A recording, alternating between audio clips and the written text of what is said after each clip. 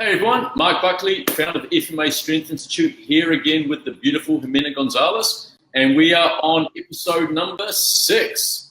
So today we're talking about dieting as so last season, and we're going to talk about what is in and what is here to stay. All right, now before we start to unpack this new topic, Himi needs to touch base on a couple of things that we didn't get a chance to finish off yesterday when we were talking about the people police. All right. The food police, right? The food police, because I had to rush off very, very quickly. So we're just going to finish off that interview yesterday with a few things that Himi wants to add, and then we'll get into the new topic. So Himi, firstly, welcome again, and excited to have this conversation with you. So what is it you want to finish off with from our interview yesterday? Yeah, so yesterday we were talking about the food police, and we were talking about this need that we have to police not just what we eat from sometimes in a painful way, but also police other people's food. And then we were talking about many different things. I strongly suggest you listen to that one as all of the other ones. But we started talking about reward and punishment type relationships with food. And so this is what I want to expand upon a little bit before we start going into today's topic. All right, so what I wanted to say about that was that there is another way in which we also have this reward and punishment type dynamic, and that is with the holidays. The holidays are here, and typically what happens is that people go on a reward type scenario during Christmas, or the holidays, depending on how you want to refer to them.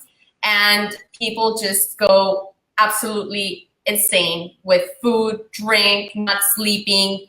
And what they're doing oftentimes is they're rewarding themselves like for the year, or just because this is how they connect with their family and their loved ones. I mean, the reasons are endless. But what does seem to be a pattern is having that reward and then just overeating. And here's the thing, before I go into the second part, here's the thing. Oftentimes people get into the season already not feeling very happy about the way they look, not happy about the way they feel. And now they're throwing themselves into a situation, that is typically very stressful for people. I mean, like you're having family members in, or you're traveling, you're buying presents, some people get into debt. I mean, there's a lot of stress from that end. And on top of that, you're eating a ton of things that normally you wouldn't eat, or you're overeating, etc. And what tends to happen is a combination of the late nights with the alcohol, with the excess food, plus the stress. That is like the recipe for disaster. And so what happens is that, you go through this whole reward type relationship during the seasons, and then once the new year hits, you are really, really feeling a very disempowered state, because that is when everything has caught up with you. And this is the moment when you really become aware again, because first you're so busy, or you're so caught up in the moment that you don't realize, how things are adding up to the body. But then suddenly, once you get to that January 1st, or around that time, you go like, oh my God, what have I done? And this is my 40th year on this planet, or my 30th year on this planet, and here I am, square one. Yeah. Maybe even more overweight and more unhappy than you were, or unhealthier than you were the previous year. And so now what happens is that you're in that state of desperation. And remember, yesterday we were also talking about when we do things from a place of love, and motivation, because we really want to better ourselves. And then there's the other energy that we can come at it from, which is I'm doing it from desperation and from fear and from shame, because I'm feeling absolutely horrible about myself. And this is when we start grasping onto whatever it is we can get our hands on, and typically the most extreme measures that we can find, which we also discussed a lot of these things that people do. And then the other thing that happens is that they go, all right, fine, this is my New Year's resolution. Okay, so I'm going on a diet, I'm quitting smoking, I am exercising 2 hours every day, you know, like going to bed early, and they try to shift their entire life and change it in like one day. And then what happens is, as we know, change, and especially changing habits, requires time. And you typically have to take one at a time if you want this to be permanent. They say that it takes about 21 days to make something a habit. So you have to start, and you have to work with one thing at a time, then implement it into your current lifestyle. And once you've mastered that, then you go on to your next step and you build from there. But what people do is they just do everything one day, and then maybe by day 3 or 4, they say, this is too hard. Being healthy is not for me. And they just give up. And then the next year, they repeat the cycle all over again. So my invitation to you is, this is a total reward punishment type scenario. And it keeps us in a state of disempowerment, and it keeps us in a state of pain. You know, and what we want to do with the things that we're teaching you here is we want you to transition from that state of learned helplessness and all those patterns that you're trapped in. And you can take your power back, and you can free yourself from this painful, vicious cycle of reward and punishment. Yeah. I mean, I would love to add to that, Ximy, because this is so important. You know, and you hear me saying a lot. So many of our clients, or so many people watching this, when they sit down and connect with what's really going on for them and what they're bringing into their reality, they're going to sort of identify with something really important, and that is, why is it that I have all the things that I don't want, and I don't have the things that I really want? You know, and people go, what's going on? And they feel very helpless because nothing ever seems to go the way they want it to go. And we can't stress this enough. It is really all about taking your power back, because everything that Ximmy's saying kind of plays out because of what I'm going to share with you now. When people decide to make a change and they go, you know what, I actually want to change the way that I look. I want to heal my relationship with body image. I want to change my relationship with food. Right? That's a very positive way to do it. When you say, I'm going to embody healthy eating because I am enough, I love my body enough to want to nourish it with good food, it's a positive expression of your desire to grow and expand into something bigger than what you are now, or grow your idea of self.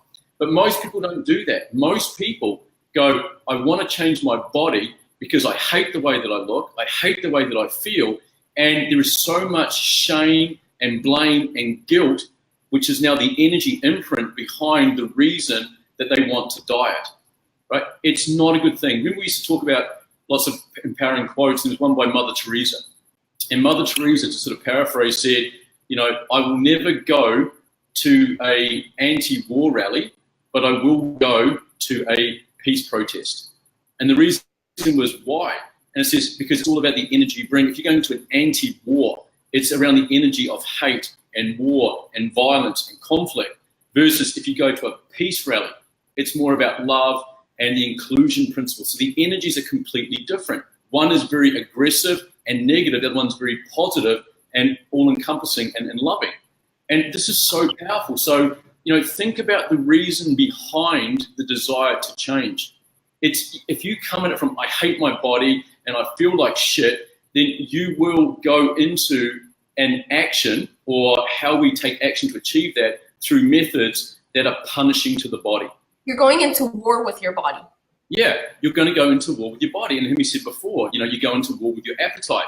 So don't let shame and blame and guilt be what drives you to want to take action. Because if you do, you're going to punish yourself with the action that you take, which means you're going to do these crazy diets that we're going to talk about later, because a part of you feels that you deserve to be punished for being fat, for being lazy, for not being enough. And you will manifest that idea into the action you take to try and change how you look and feel. It's absolutely crazy. So be aware of that, because this is huge. It all comes back to healing your relationship with yourself and connecting with I am enough. The moment that you do that and you take your power back, life really gets so much better for you in every relationship that you have from that point on. Yeah, and you know what? I want to add something now that you say that from yesterday's conversation. We were talking about not identifying ourselves with a diet and not saying, I am this diet or I am this philosophy. But what we can do is we can say, I am somebody who loves myself. I am somebody who owns responsibility for myself. You see the difference? Like, these are more like qualities about yourself, you know, that you want to embrace and that you want to embody. You know, like, I am healthy. I am strong. I am courageous. I am, you fill in the blanks. But when you say, I am keto, I am a paleo, I am a vegan, I am, you know, you're locking yourself into that identity. And if that is not working for you, you're just locked there. Yeah. That's what we were talking about yesterday. So it's really important that we look at the energy and that we start thinking, okay, so if I am not happy where I'm at here, what this means is that right now I am experiencing the consequences of the choices that I have made until today, and I don't like them. Yeah. You know what the good thing is, or the good news is? That you can change that. How? By changing the choices that you have made until now and making different choices. Because the way you look and the way you feel is a summation of the lifestyle choices, the food, the exercise, the thoughts, the feelings, everything that you bring into your body every second of the day. So if you don't like the outcome of those choices that you've made, well, you can change those choices and you're gonna change the outcome. That is the way you look and the way you feel. But we need to come at this from a place of love, and most importantly, from a place of self-respect. Yeah, that's huge. Because I think that everybody talks about self-love this, self-love that, and it fascinates me to watch a lot of women saying this while engaging in behaviors that do not show self-love or self-respect. We need to be congruent. We need to be congruent. And self-respect is huge. That's the problem. All these positive affirmations are in vogue at the moment. You know, so everyone's running them around. But seeing as we're talking about it, guys, I want to expand on that a little bit too. And, you know, it's not enough just to throw out positive affirmations, right? It's not enough to go, I'm going to love myself. I'm going to change the way that I see myself. It doesn't quite work like that, because I want you to think of it like this for a moment, right? We have everything in life that we believe that we deserve. So what we focus on, we grow, whether we want it or not. This is the reality. So most people don't have what they want in life, and they have everything they don't want in life because they're thinking wrong. And when you think wrong, you act wrong. And how we spend our time determines what we have in our life. So if I'm thinking wrong and I go, I hate my body, I'm fat, I'm lazy, I'm useless, I've created a negative bias for myself. That is my idea of self. That is how I see myself, and that is how I have conversations with myself. If that is how I see myself, then I'm going to act in accordance to that self-image. And this is something that is one of the fundamental laws in behavioral psychology, and that is we can never outperform the way that we see ourselves. Right? We must always maintain behaviors that are consistent with our idea of self. So this is what people are up against. So when you make a change and you want a commitment to go, I actually want to heal my relationship with myself, it's not just about having a few positive affirmations going, I am lovely, I am beautiful, I see myself X, Y, and Z. Right? No. Number one is you must make a choice. So you must actually make the choice to change. That's the first one. Now, the great thing about that is if you go back to like the 1960s with Martin Seligman, who was like a psychologist, or he was kind of like one of the leading researchers in positive psychology. He said one of the greatest sort of discoveries in the last sort of 20 years was the understanding now that we actually have the ability to have a choice. Because before that, with B.F. Skinner and stuff, it was more about conditioning. Like whatever we were conditioned to be, that was it. We could not change that, right? So so we actually have the ability to make a choice. So number one, you get to make a choice, and you ask yourself, what idea do I want to finance moving forward? The old idea, which is I'm lazy, I'm fat, this is not available to me, this is not possible for me because I'm not enough. Or do I want to finance the idea that I am enough and that this is possible and this is available to me? You make a choice. And then like I said in the last episode, you must then fall in love with the change. You must go all in, and you must spend your time in accordance to that new idea. And this is what we said, a lot of people will say, they'll give lip service to go, I love myself, right? I have learned a long time ago to not listen to what people say, but to actually look at how they spend their time, because how they spend their time shows you what they're actually committed to. And a lot of people will go, I'm committed to loving myself, and I'm committed to healing my relationship with food. But when you look at how they spend their time, they're actually committed to staying where they are, and they're actually committed to staying overweight. So it's all how you spend your time. So this is, one of the ways in which we can, how I talk about congruency. And one of the things that I've learned through my own experience is that oftentimes we think one thing, we feel one thing, we act out another thing, and we say another thing. So we are completely incongruent, and it's like we're being pulled in 4 different directions. Of course, how is your higher self or your true self going to know what you want in life if you're split in 4? So you need to have a conversation with yourself, and you have to have your words need to be congruent with your actions. They need to be congruent with your thoughts, and they need to be congruent with your feelings. You need to align yourself so that you can bring in what you want. And then there's something else that I want to add to that, and it's that the biggest spell, and we were talking about spells in another one of our episodes, the biggest spell that human beings are under is the biggest lie of all. And that is that you are not perfect. And what I mean by that is that everybody here is this amazing divine manifestation. I mean, when you see what a human being is, what the human body does, what the human mind, what the human heart, like, we are just such amazing, amazing beings, okay? And unfortunately, we have been programmed to believe otherwise. That is the lie. That is the false prophet. Mm-hmm. Let me tell you something. When you come in here and you remember who you are at a heart level, you will not harm yourself. When you operate from that place, because this is where truth lives, this is where your essence lives, you will not harm yourself. And I believe that in order for us to actually do things that harm our bodies, we have to dissociate. We have to leave. Yeah. Because if we truly were present, I don't think that we would harm ourselves. And let me give you a perfect example. So there's an author that I enjoy studying very much. And by the way, I want to say this.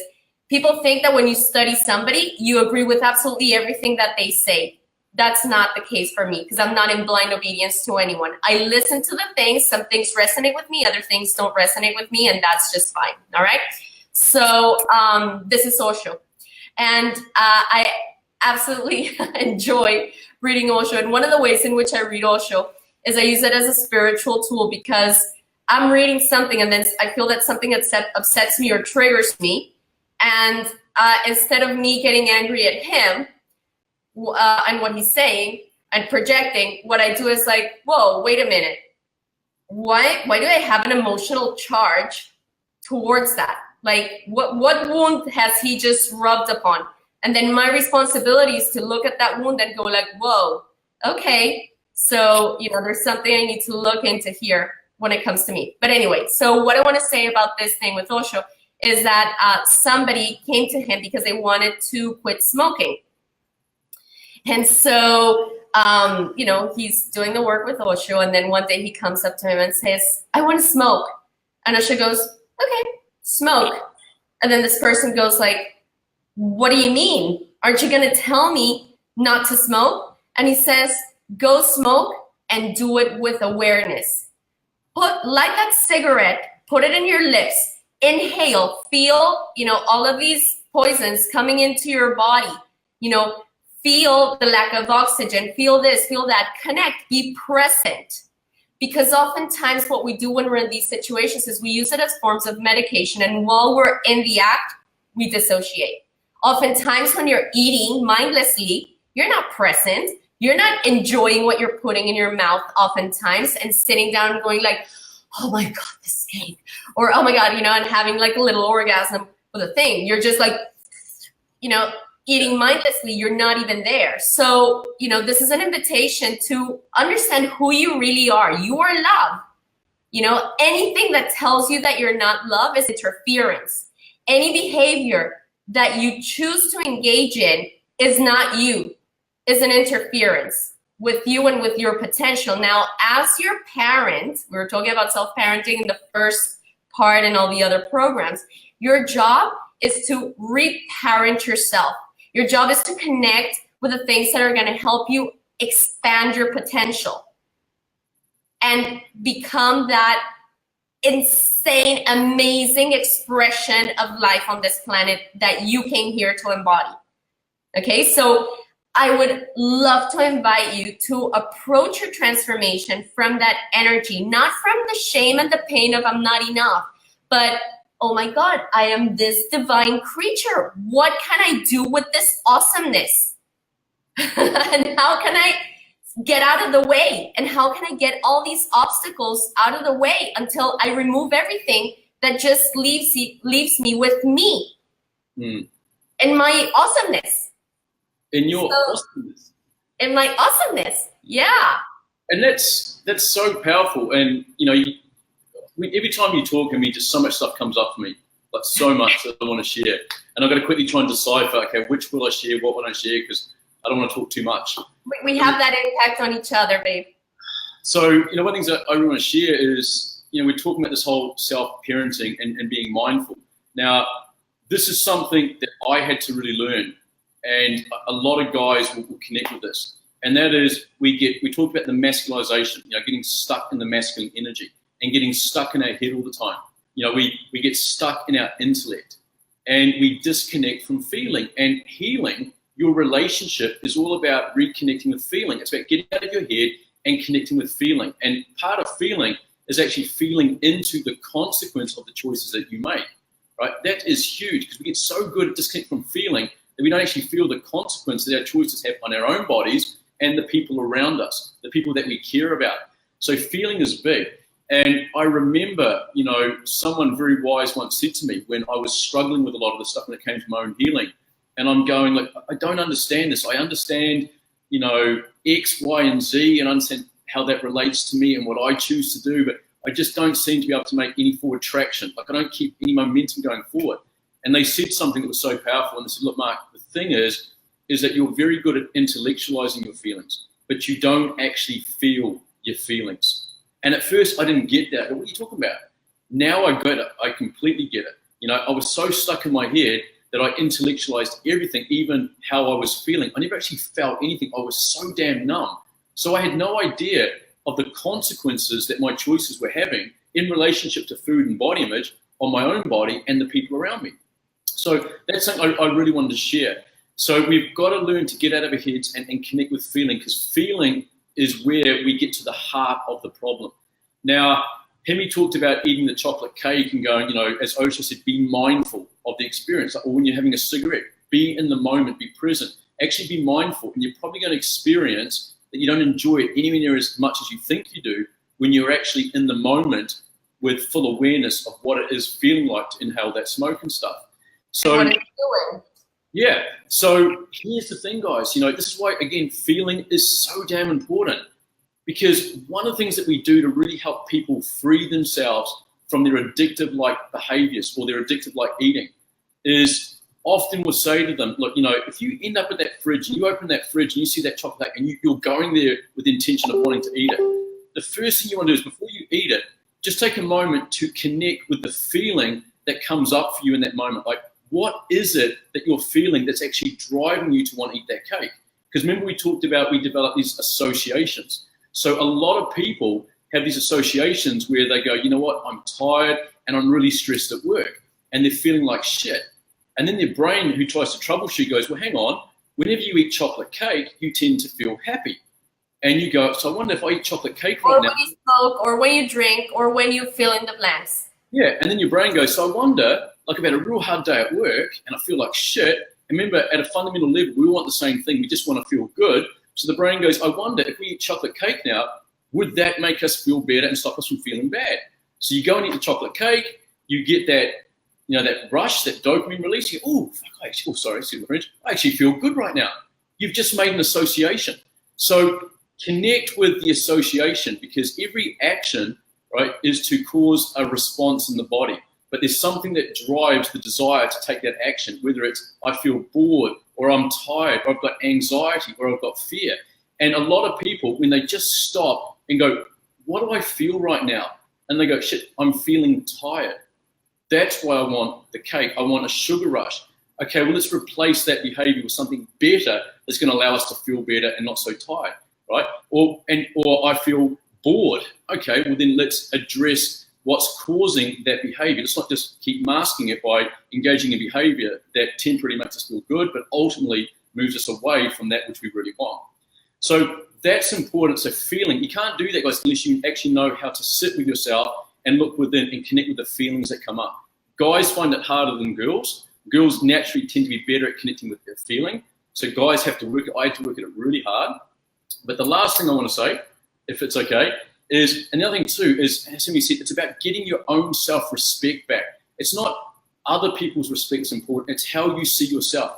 How you see yourself is what really matters. It's not how other people see you that matters. Stop chasing other forms of validation external to you. It's how you see yourself matters. And what I mean by that is, if you combine everything we've been talking about outsourcing responsibility, outsourcing accountability, and also outsourcing what's called expectation, right? A lot of people who are sitting here listening will say things like, well, when I was training and I was an athlete in this team, I found it really easy to eat well. And I would turn up to all the training sessions and I would practice well. Now that I don't play the sport anymore, I can't do it. I eat like shit and I can't be motivated to train.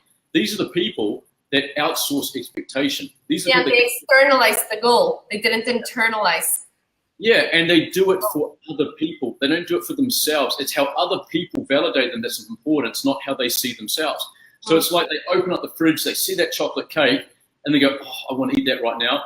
But they look over to the left and they see their coach Ximy standing there like this going, what you do is of no consequence to me. It's up to you what you choose to do right now.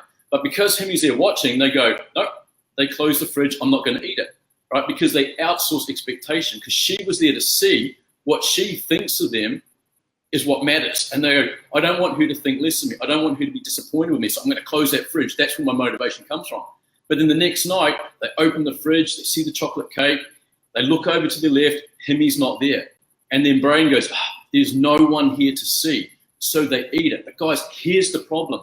There is someone there to see it, and that is you, right? And if you keep letting yourself down, you lose faith in yourself. And when you lose faith in yourself, you abandon yourself and you don't show up for yourself. So your word means nothing to you and it means nothing to anyone else, right? This is why so many people get stuck, because they haven't realized the most important thing, and what you think about you and how you see you is what really matters, nothing more. So healing a relationship has to start with reconnecting with self-respect and having faith in self and going, how I see myself matters. And from this day on, I'm always going to be watching me, and I'm always going to be the gatekeeper for me, because that is the relationship that's the most important right now. Yeah, and thanks for adding all that. It's so powerful and so important. And I want to expand a little bit on something that you said. And it's that I think one of the most painful things for us humans is to break our word to ourselves, because that creates learned helplessness. That creates a lack of self-respect. And so, for example, why do I exercise every day? I mean, of course, I want to keep my body in shape and it makes me feel good and yada, yada, yada. But at the end of the day, this is a way in which I get to exercise my will, and I get to keep my word to myself. So let's say the previous night I say, okay, tomorrow, depending on how I'm feeling, I'm going to do this or I'm going to do that. And my job the next morning is to keep my word to myself, because when I do, my day just goes so well. I've kept my word. I've honored myself. Okay. Obviously, if for X or Y reason, like last night, we had a fire a couple of days ago here in the building, so there was still smoke in the apartment, and we had to sleep with the windows open, and we got chewed up by mosquitoes, so we couldn't sleep, So obviously, I'm not going to wake up and, train hard like I had planned to, because I didn't get to sleep, So this is when you have to be flexible and you have to listen to your body, and this is the dance. But I did something. It was active recovery, meaning I didn't push myself hard, but I moved because I had said that I was going to. You see? And so people talk about will. Will is like a muscle. It's not like you say, oh, I'm going to have will. I love this thing from Carolyn Mice, and she actually said that, when you need your will goes to you. Excuse me, have you and I met? Because you've never exercised your will. Your will is something you get to exercise every day, and you get to exercise it when you keep your word to yourself. And this painful cycle of reward and punishment also gets fed from that breaking your word to yourself, and it lowers your self-esteem. And I want to say something else that's so important. Do you want to know how you build self-esteem? It's not by looking pretty. It's not by being successful with none of those things. You build self-esteem by keeping your word to yourself and knowing that you can rely on yourself, that you've got your back, and that if you fall on your butt, you pick yourself right up. That is what builds self-esteem. When somebody else picks you up, or when people are like, oh my God, like poor you, and like that crushes your self-esteem. Or when you break your word over and over and over to yourself. So what we're doing is we're sharing so many insights with you. We're helping you, put these things together. This is why we broke it up into a 7-part series, because as you can see, this has so many layers. But we want you to have all the pieces of the puzzle and start rebuilding your self-esteem by committing and honoring yourself. And another thing that Mark said is you don't want anybody's respect. You want your respect. That's who you want to respect you. And it's funny, I ask the students this a lot in class when we talk about relationships and things like that.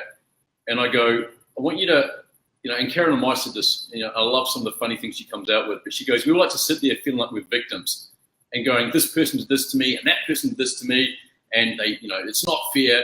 But she goes, but ask yourself, how many people do you think have had to seek out therapy from actually meeting you in life?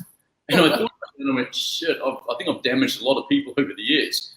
But one of the things I love to ask students to really get to the heart of what is your real feeling about yourself? How do you really see yourself? And you cut away all the bullshit and the stories. What is your idea of self really? And when it comes to relationships, I ask them a simple question. I go, look, I want you to connect with this for a moment. And I want you to feel into this. I want you to think about everything that you know that you do when no one is there to see. Right? I want you to go into the deepest, darkest, seediest parts of your mind, that part where you do these things that no one ever knows about, and the things that you do that are in relationship to relationships that would have a negative impact on a relationship or intimate relationship with another. And I want you to think about how you act, how you see yourself, all the things that you would do that no one ever knows. And then I want to ask you this important question. Knowing that aspect of self, knowing that that's who you are and that's how you navigate relationships behind the scene, when the female or the male is not there to witness it, would you get into a relationship with you? Or would you get into a relationship with someone that did those very same behaviors? And everyone, when they do it, they go, fuck no, hell no, good. Well, then you need to start working on yourself, because you've just met a part of you that's sabotaging intimacy in your life. I just want to pause something there, and I want to say something that we've all had, like those dark aspects of ourselves. But what I want to bring you back to and remind you of is that is just interference. Don't identify with that. That is not you. You are this. Always come back to this. No matter what you've done, it doesn't matter. That was interference. That is not true. What's true is this. And always connect with that. And again, when we're talking about this healing, we're not talking about healing from a place of shame. We're talking about healing from that place of your love, your this, your goodness in your heart, and you're going to learn to discern and realize what is, which is this, and what isn't, which is that. That is not you. The minute that you identify yourself with that is when the shame, the fear, all that kicks in. So it's kind of like a way to exorcise that from your life. think of it like if it was somebody else, like if you were possessed. Just think about it. It's not you. It's somebody else acting through you. Think about it that way and just remove that from your life and just connect with what is left, which is this. Okay? So now that we've discussed all of these things, I think that it's really important, to come in and explore some of the ways in which we beat ourselves up with food and, these diets, because we've explored extreme measures that people use, but we haven't really talked about, the relationship to the act of dieting and how that is so last season. And I want you to think of the first 3 letters of the word diet. It's die. Okay, and when I was made aware of that, I was like, oh my God, this is so powerful. Somebody made me aware of that many years ago. And so I want to invite you to die it. I want to invite you to live and to be the best expression of you, not by other people's dictates or right or wrong when it comes to food, but by you discovering what makes you feel your best. And this is what I refer to as the skill of eating. So what is so last season? Dieting and giving your power away to experts external to you to tell you how to navigate your body when they have no idea about your unique body and what you need to do. And what I want to invite you to explore is the concept of learning the skill of eating based on your unique body and coming from a place of empowerment as you learn to become an expert in you. So what I want now to talk about some of the diets and some of the diets that people resort to when they're in that place of desperation and shame that we've been exploring at the beginning of this talk. And then we're going to start looking at what the skill of eating really means. So do you want to start, Mark, with some of the things that you have seen as far as specifically diets, not, cosmetic interventions or medical interventions with valves and things that we explored already, but actual diets? Yeah, I mean, we have this funny saying. It's not really a funny saying, but, the health and fitness industry really is just an industry of eating disorders. And it's just what eating disorder is in vogue at the moment. And it's all about the demonization. Again, remember, it's all about the energy input. The energy's off. It's always about the demonization of something. So, it's the demonization of carbs. So everyone has to go low carbs.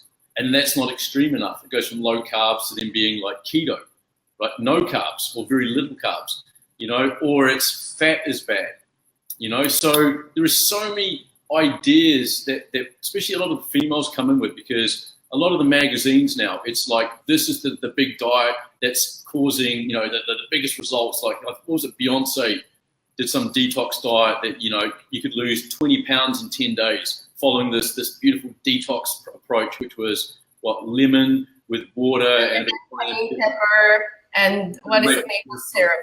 Yeah, so if you look at it, all these diets revolve around having a very unhealthy understanding of food. It always revolves around the energy of demonizing something, going, this is bad and we must avoid it. And it always comes back to having this relationship with food, which is going against your appetite and in some way or another starving yourself and going into a calorie deficit to kind of get the weight loss. But when you start teaching people to look at food from that energy and you stop looking at food as being something that nourishes the body to something that becomes a stressor to the body. Like, most women actually have a sympathetic response when they think about food and talk about food, because there's so much shame and blame and guilt. They go into a stress response. Some people don't know what a sympathetic response is. Oh, sorry. They go into a stress response. It's terrible, because food is meant to be something that's meant to be nourishing to the body and nurturing, not something that creates more stress because you've packaged it in all these ideas around shame and guilt and I'm not enough, and it's punishment. You've labeled it as something to be punished with. Use food as a punishment. So this is what we're up against. I mean, and we teach people to look at food from that energy. They form, like we said, this very unhealthy relationship with food, and it gets so bad that we've even heard things where women get sick. And again, this could be true for guys. But this particular story is about a female where she got sick and she was told to take cough medicine. But she refused to take the cough medicine because she was too concerned about how would I actually burn up the calories that come in that cough medicine. I mean, this is, how the level of thinking is deteriorating and how we're becoming more and more disempowered, and we're just pretty much giving ourselves away to all these ideas and all these celebrities and gurus to try and get this quick fix approach to try and feel better about ourselves in the moment.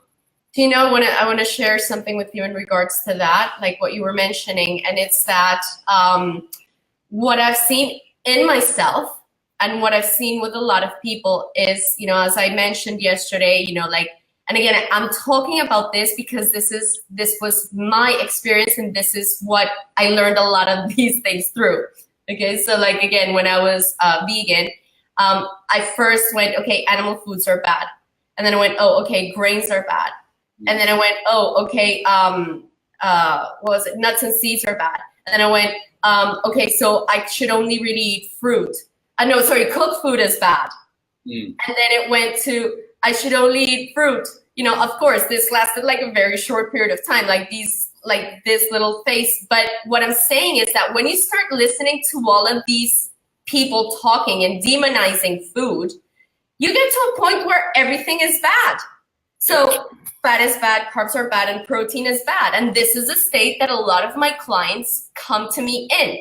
They're afraid to eat any one of those things. And I'm going to say this, like I got to a point where I was so afraid of food that I think that contributed. Obviously, there was damage in my gut wall and, you know, all this stuff. But also, I believe that because I felt like certain foods were my enemy, I think that I developed food sensitivities because of that energy that I was navigating food from, because I was afraid. Like, you know, you become afraid every time you eat. And I one of the things that I do with clients is I'm like, okay, the first thing we need to do is we need to make peace with food. I love that you say that. We need to make peace with food, because if you're sitting in front of a plate that is the enemy, and you need to be in a relaxed parasympathetic state in order to stimulate digestive juices and digest your food, but you're sitting in front of a lion looking back at you from your plate, how are you going to digest that properly? You know, and this is the way that most people see their plates, is the enemy.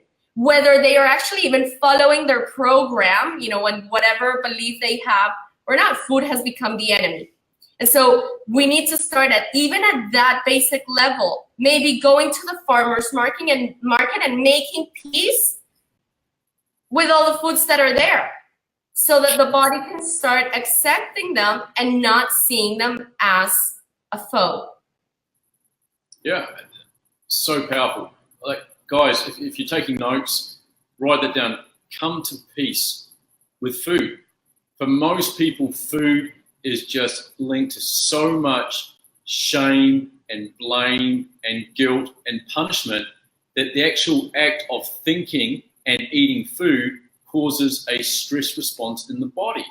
Now, one of the most powerful things that I ever got taught by my wife here was to actually give thanks before we eat, to actually be mindful when we eat. Because how many times we sit there, and I mean, this is a guy thing as well, I can't talk on behalf of women, but guys often will have this experience where we're sitting there eating something, and then we look down and we've got an empty plate and go, where the shit? I don't remember eating all that. Look, where's my food gone? And you're disappointed because you thought you had more. You've just scoffed it down because you weren't present to that. It happens to women too. All right.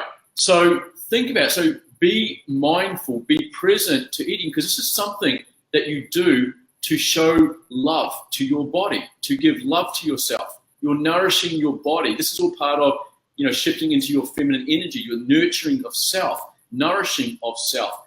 Be in the moment with it.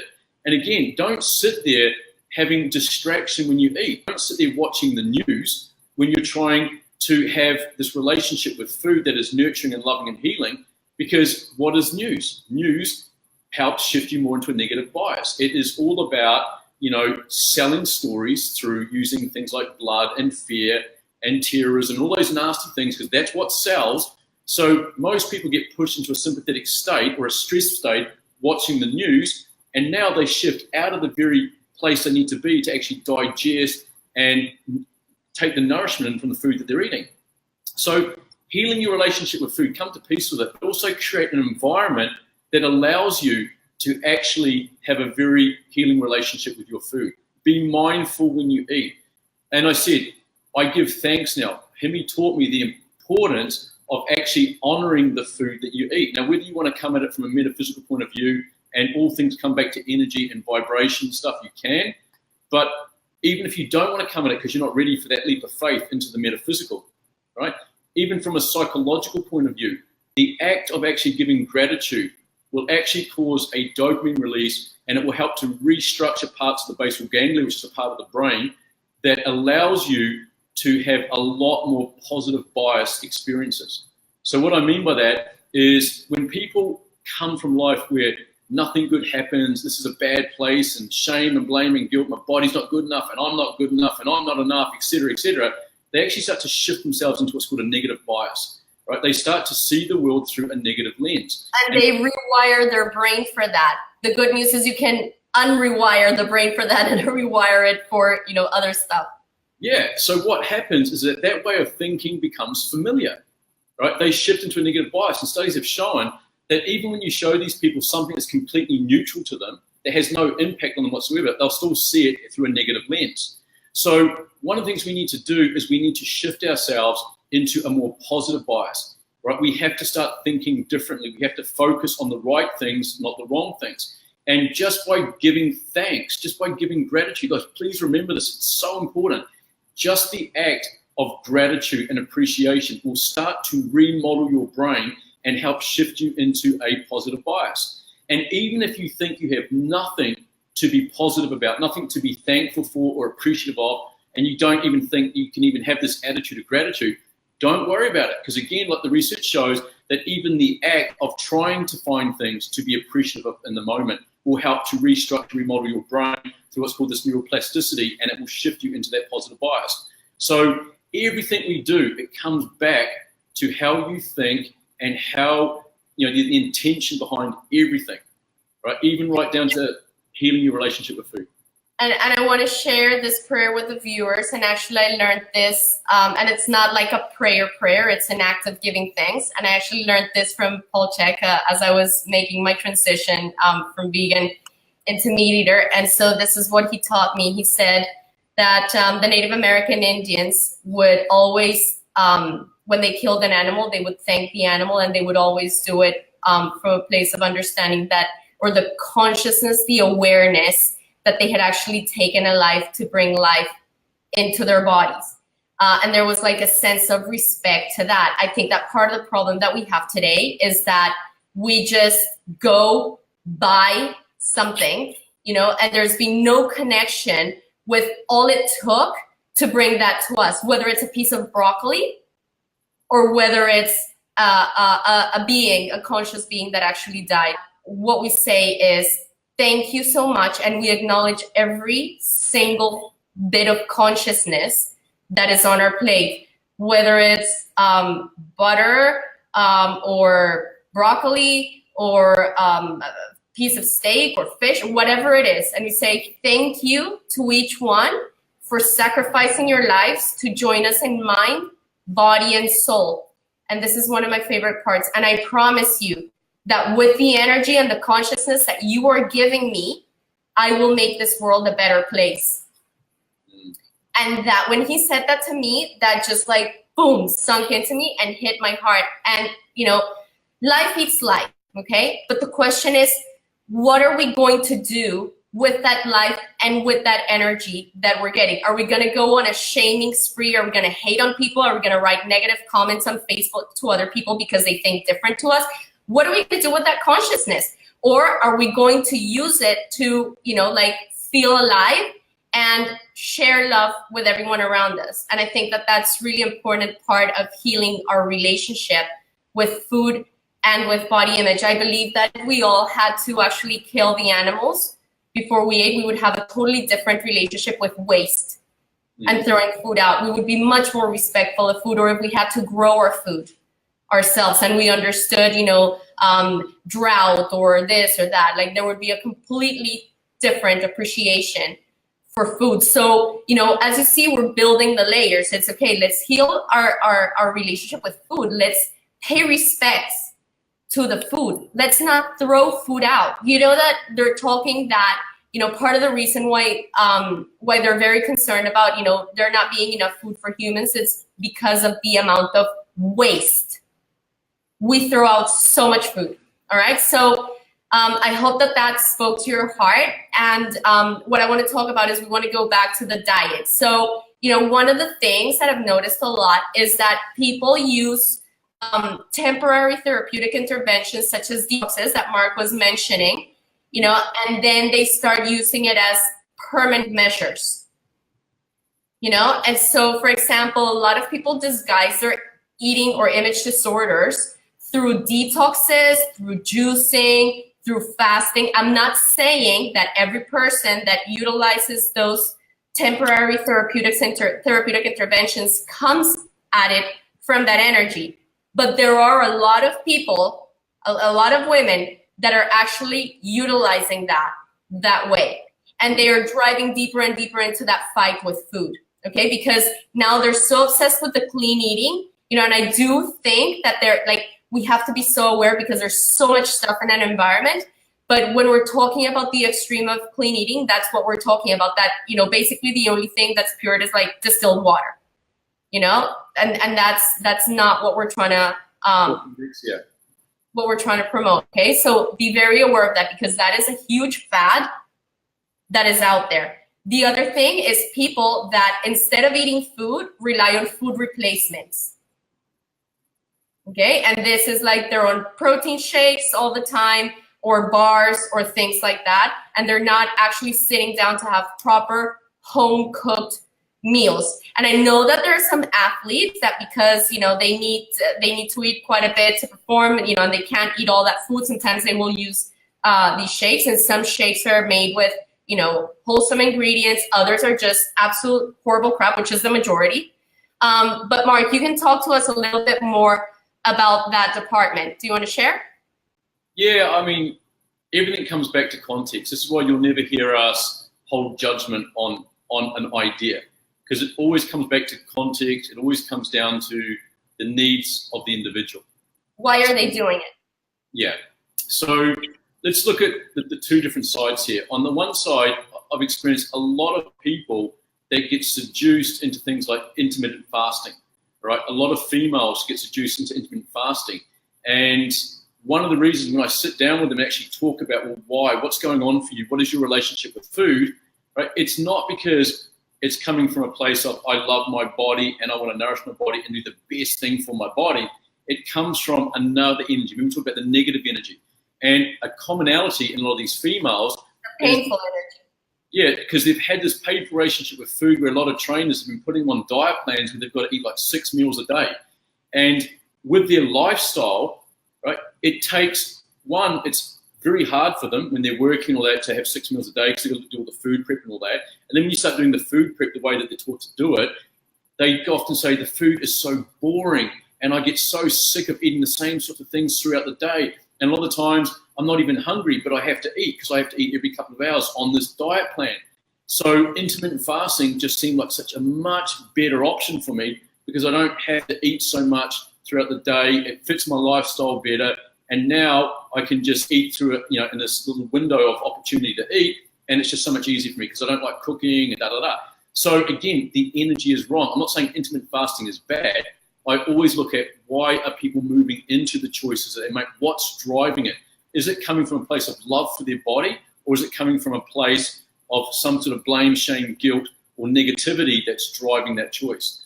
Convenience, or can I add something to that with the intermittent fasting? Or, and I always say to people, women, if you have a history of image disorders or eating disorders, I do not recommend intermittent fasting because it can be a doorway to take you down that path again. Yeah. If you have a healthy relationship with food and you want to experience, and your body is healthy and you want to experience it, and, you know, go ahead, you know, but if you have these things, don't. What you're saying, you know, it always comes down, you know, when we sit down in the FMA course, before we help anyone move towards their goal, we screen them, and we have questions in our forms that revolve around body dissatisfaction, a history of disordered eating, those sorts of things, because we've got to make sure that we're moving someone in the right direction for the right reasons, right? That we're not moving them into the direction that's going to feed their unhealthy relationship with body image and food. But that's what coaching is really about. It's knowing when to move someone forward, or knowing whether we need to just stop for a moment, unpack it, and see if we can get people following a higher road and shifting away from this low road approach that they're ultimately wanting to move into. So that's one thing. But another question too, and Ximy sort of touched upon it, another comment, is these approaches do not work for everyone, right? They don't. Some people can do intermittent fasting. It works pretty well for a lot of guys, right? The research that I've come across is very mixed as it relates to females in terms of the benefits they actually get and for how long before it becomes detrimental to their physiology, right? I urge you to do your own research into that. But here's the thing.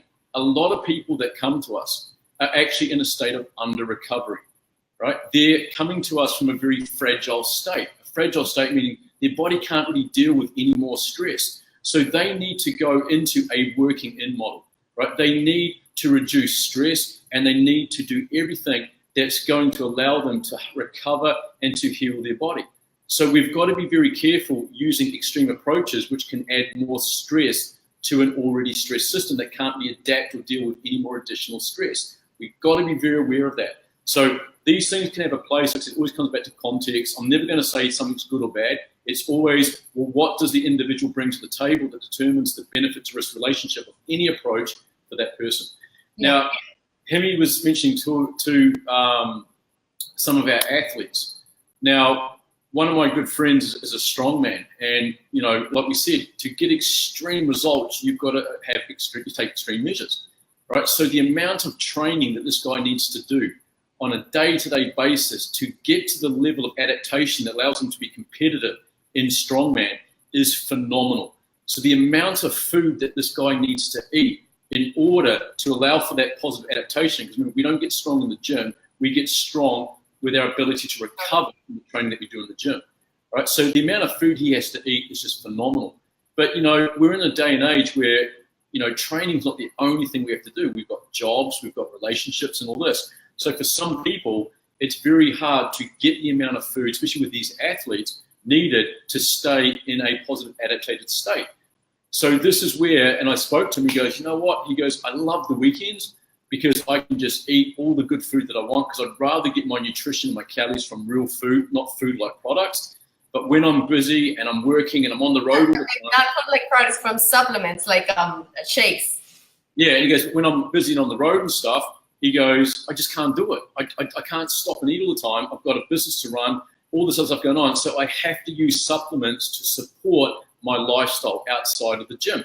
And I totally get that, right? But he does the right things. He goes, if I'm going to introduce supplements, right, it's not to supplement a crap diet. It's to supplement my lifestyle outside of the gym. So I'm going to make sure I bring in the best damn quality supplements on the market, right? I will spend that extra and I will get things that will actually add value to my body, not detract from my body because it's cheap, toxic garbage for lots of additives and preservatives and things that don't benefit me. And the great thing now is, I've been following a lot of lifters for a long time now, many, many years, and there has been a shift because the consequence of putting crap into your body, remember, we get out what we put in. And back in the day, a lot of strongman and the powerlifters, it was all about take this supplement and knock this back, pre-workout, your post-workout, and da-da-da-da, and they'd have like a countertop full of supplements. Because they've had to be on this stuff long term, they've started to experience the consequence of putting crap into their body. And now the consciousness has shifted where a lot of these trainers going, if you are competitive at this elite level and you're going to have to rely on a lot of supplements to support what happens in your lifestyle outside of the gym so you can get the most out of your training, then you need to put good quality shit into your body. You can't be putting crap in. You put crap in, you'll get crap out, and your body's going to break down, and it's not going to be worth it. So I'm happy that there's been that conscious shift.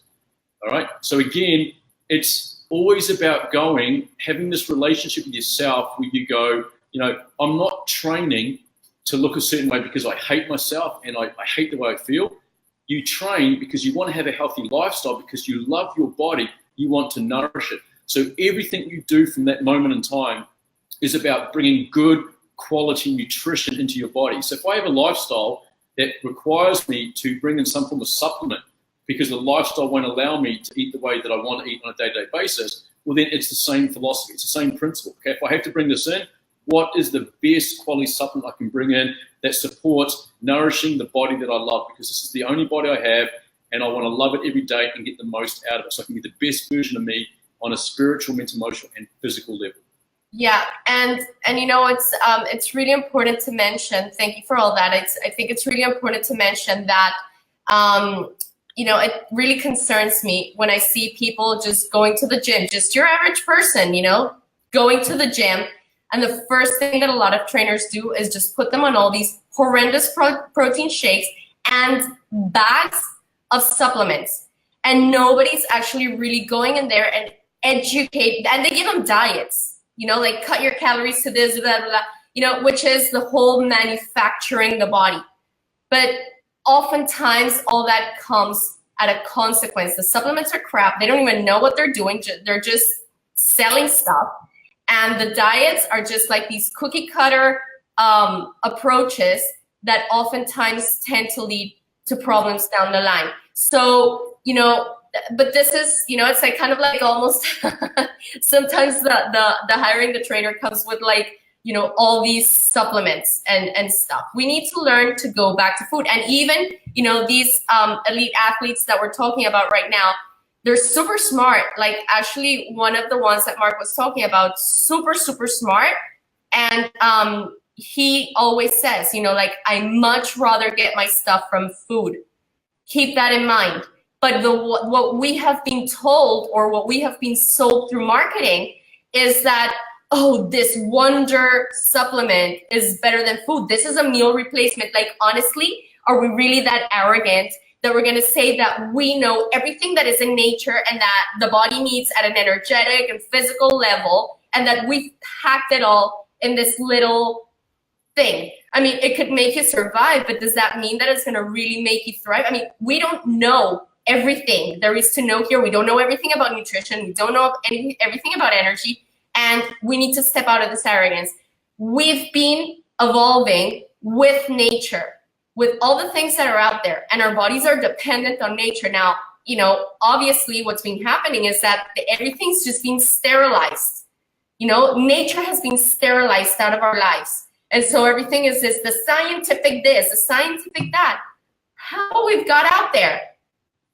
That's perfect. You know, I'll tell you how I grew up and I remember. Like, I grew up a part of my life in Colombia and South America, and most of the people in one of the areas where my family's from, like, everybody had farms, like country homes and farms. So they had cattle and they had pigs and chickens, and, you know, and I remember women there and men, like, there was no obesity, you know, like, it was like there was the typical chunky person here and there, but most people were, you know, slender or in shape for their frame, you know, and we're not talking even that long ago. And they ate real food and they cooked their foods at home. And you know, when I started getting into this industry and I started hearing all these things about supplements and all this stuff and the low-fat diets, of course, all of that has plagued my country now, and people are totally possessed with those spells and those ideas. But I remember, like, what people used to eat and what people used to eat in the countryside. It was real wholesome food. And these farmers, like, I mean, we're talking about the people that were engaging, like, in the physical labor. Like, these people were in amazing shape and they were strong and stuff. And I remember the fishermen, like, they were ripped and they weren't on protein shakes and supplements and bars or anything. They were eating real food and they were moving around and they were sleeping, you know, and look at the golden era of bodybuilding. Look at the golden era of bodybuilding to see what a real aesthetic body looks like. That wasn't. They were doing it with real food. Yeah, and real training, real food. You know, we are misled, and it's crazy because I often look at the industry today and look at personal trainers and ask myself, are these guys actually personal trainers, or are they just sales reps for the supplement industry? Because a lot of them have been disempowered with their own relationship with food, that they don't know how to actually do this other than any other way than using supplements or these artificial methods. Right? This is crazy. How many trainers we get that don't even know the basics around what food is and how to eat and how to figure out what works for you, what doesn't, how to become an expert in you. It's crazy. So remember we say, you can't give what you don't have and you can't share what you haven't experienced. So if you've come into the industry through this low rate approach because you've given your power away to authorities and you've been seduced by this whole thing around supplements, because remember, the weight loss industry and some industry, it's a multi-billion-dollar industry. So there's a lot of marketing that gets put in front of us that feeds on our fears and our insecurities and seduces us into these low rate approaches. And then these trainers are the very ones who are now taking on the role and responsibility of coaching others. So we always say, number one, you can't give what you don't have. You can't share what you haven't experienced. You must first learn to coach self and heal your relationship with body image and your relationship with food before you take on the role and responsibility of coaching someone else. Because if you don't, then you're just propagating dysfunction, right? So if anyone here is listening as a trainer, please take that on board. Because I know that you guys all get into this for the right reason, but to help people, we must first learn to help ourselves. Stop trying to rescue everyone else before you take the time to actually rescue yourself. Yeah, and I wanted to add something to what you said, Mark. And, as I mentioned, like my first career is journalism. And I've had to, research into many different topics when I got into the health and fitness industry. And one of the things was I wanted to look at nutrition schools and see which one was going to be the best nutrition school. And then I started doing my research. And this is where I learned what I'm going to share. And then other things that I'm going to share with you, I learned by interviewing, because I was filming a documentary, interviewing government officials in Colombia and stuff like that. Okay, so what I'm saying is actually not me making stuff up. It's because I've witnessed it, I've researched it, and I've had conversations with people about this. So the conclusion that I got to is that what I understood is that we've got like a first layer, which is industry. And then we've got a next layer, which is academics. And what I started to realize was that we have like the pharmaceutical industry and we have medical schools. We have like the processed food industry, and we have nutrition schools, and we have agrochemicals, and we have agriculture schools. And what I started to notice and what I started to realize is that what they were preparing, what academia was preparing a lot of these people to do, was to be sales reps of drugs, of processed foods and supplements, like, or diet pills and things like that, or agrochemicals. And then you've got another layer, and that layer is the media. You know what I mean? And so like I work in the media, look at who pays for advertisement. Like in the US, drugs, processed foods, and then you will see some agrochemicals as well, plus other stuff. But typically it's a lot of stuff that doesn't serve your health at all. And then when you have the experts come in to discuss these things, who are those experts? The people that have been trained by these industries and passed down this information. Once I started to realize all that, and that's part of the spell, and again, I worked both in the media, like I'm in the health industry, and I've been a journalist, so this is how it started, putting these pieces of the puzzle together. And why I'm telling you, you better start doing some research and waking up, okay? Because you have been interfered with. Everything is geared towards disconnecting you from here to become a consumer and to give your power away. All right, so you need to check the other presentations that we've done because everything is broken down. But what I wanted to say was that, when I decided where I was going to study nutrition and I realized I'm giving up the white coat, why am I surrendering this? Well, the reason is because I don't agree with what they're doing. I don't see that they're offering the world better results. As a matter of fact, what I see is that people are getting sicker and sicker, and I'm going to sacrifice that title and that white coat. Now, this may put some people off, and they may not come to work with me. That's okay. And I came in with that energy, and some people haven't worked with me because of that. And then there's other people that have connected with my vibe and, and with what I learned from people that were coming from a different energy and that actually were questioning a lot of the lies. And so, that's the energy that I took this from. So all I'm saying to you is just wake up. This is why we're sharing all this stuff with you, because through the years and working in all these different fields and doing the extra research, that's how we've started putting the pieces of the puzzle together to give to you so that you can wake up and understand this. So, the other thing I want to touch upon is, this whole idea that you need to look a certain way for an event.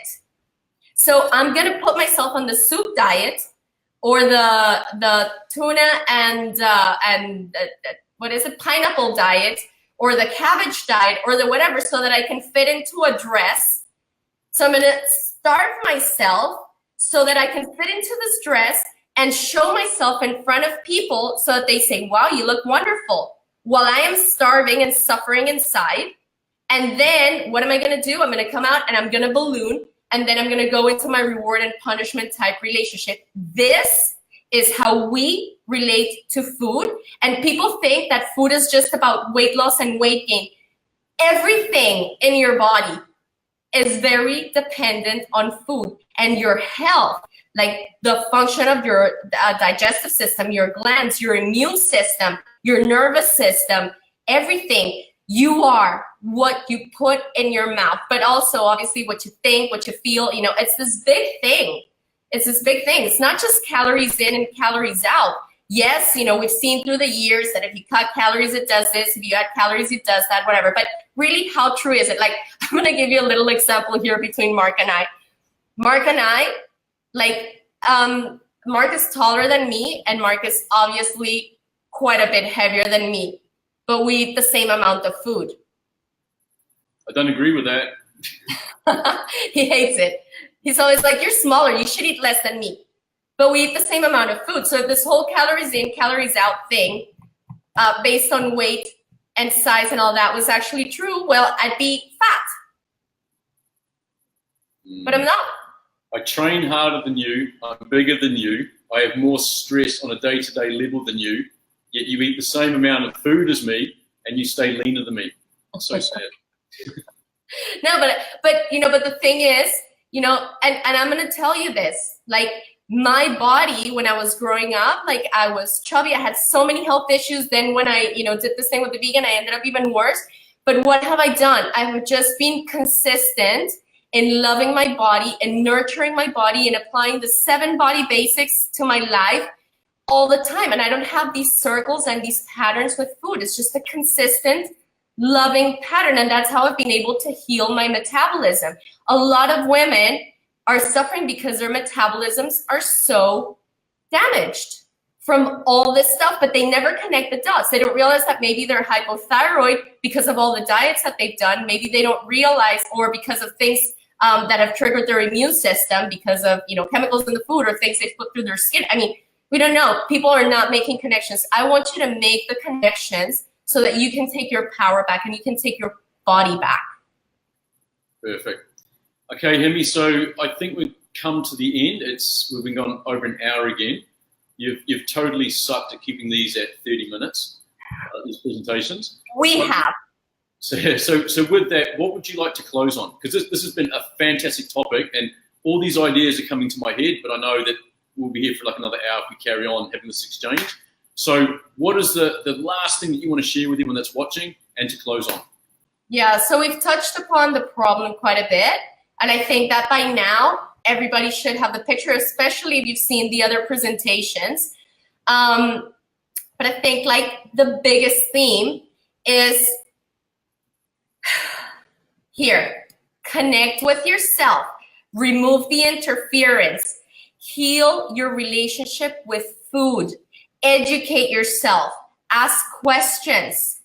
And step out of this reward and punishment type dynamics. Just because everybody tells you that it's okay to gain weight and do all this and abuse your body during Christmas and then go beat yourself up in the new year because everybody does it, it doesn't mean it's okay. Like, question it. Step out of all these models that are keeping people sick, unhealthy, and disconnected from their full potential. Connect with your full potential and learn the skill of eating based on your body and becoming an expert in you. Tomorrow, we will expand a lot more on that. And tomorrow is the last interview of the episode. Yeah. Plural. Yeah. Yeah, and you have a lot, sorry, just one more thing. You have a lot of material to go through. These are 7 hours that we've given you guys for free. And you also have my free online resource, 7 Body Basics Beginner's Guide on my website, bombshellformula.com. You have a self-assessment, and you have a lot of information there that you can use to get yourself started on this journey to becoming an expert in you. And the first step is to get those basics right. So you know exactly where to go, and you know that you have an appointment with us tomorrow. Right, babe? Yep, and I've just got Jason Cockman's comment up. I'm going to leave it up for a lot longer than normal because he actually made reference to my hair being on point. So I want everyone to see that. You're going to give your power away to that and feel good for the rest of the night. All right, guys. So thank you for joining us again. I know you're all very busy, and sitting in and listening to us just talk about stuff for an hour takes an hour out of your day. But like we always said, you know, you get in life how you choose to spend your time. So hopefully you all walk away from this hour going, that was a really powerful hour. A lot of value was given to me in that hour. Leave questions because, again, tomorrow's our last one. So we always check the comments. And if there are any questions, we will do our best to answer them tomorrow. So go ahead because a lot of stuff is going to be coming up for people. We're here to support that process. So if something comes up for you, reach out to us. If it's something a bit more private, you can message myself or him privately. That's totally fine because we're doing this for you guys. If it's something of value you think everyone else will see the value in or learn from, leave a comment below and we'll talk about it publicly in the next talk tomorrow. All right, so with that, we're going to log off. Go out there. Thank you for your comments. Thank you for your love. Thank you for your time. Love you. Bye. Bye, guys.